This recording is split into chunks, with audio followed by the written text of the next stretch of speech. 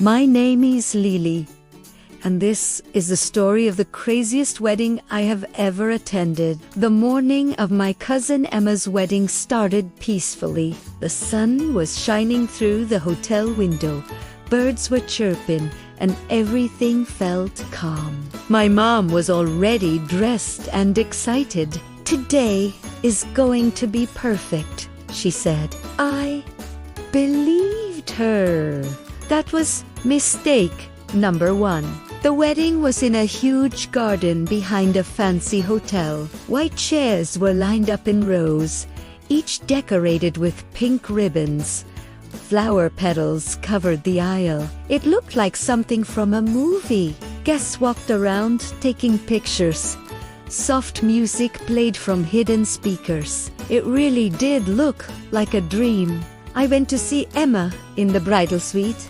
She was wearing a sparkling white dress with a long veil. Her hair was curled, and her makeup was perfect. "You look amazing," I told her. She smiled but kept fidgeting with her bracelet. "I'm so nervous." "Nothing will go wrong," I said.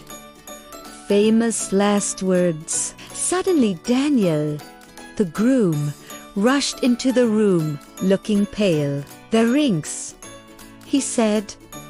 "They're missing." Everyone panicked.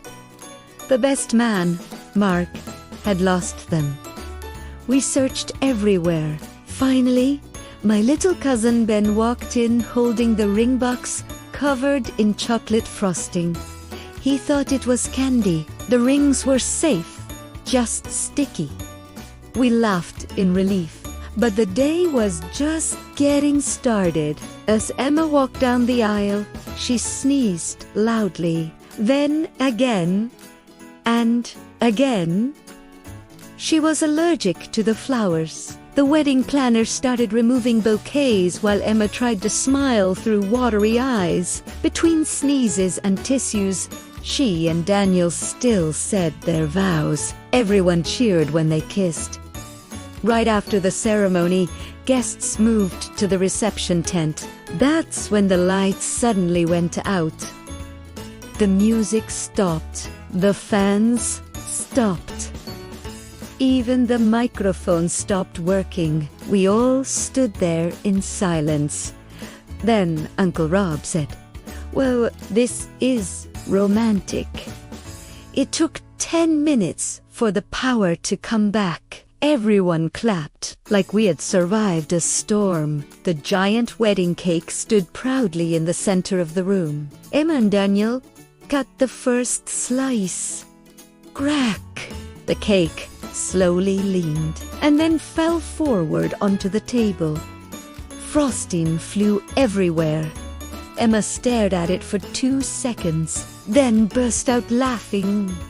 Soon, everyone else was laughing too. During dancing, a waiter tripped and spilled an entire tray of colorful drinks. Pink juice splashed on the floor. Ice cubes slid everywhere. One guest slipped but grabbed another guest, and they both somehow stayed standing like a cartoon. Uncle Rob decided to breakdance.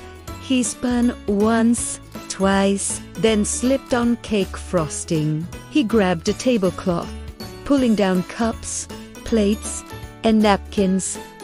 Grandma yelled, "Why is this family like this?" Suddenly someone shouted, "Where's Emma?" The bride had disappeared. People searched everywhere. The bathroom, the garden, even the parking lot.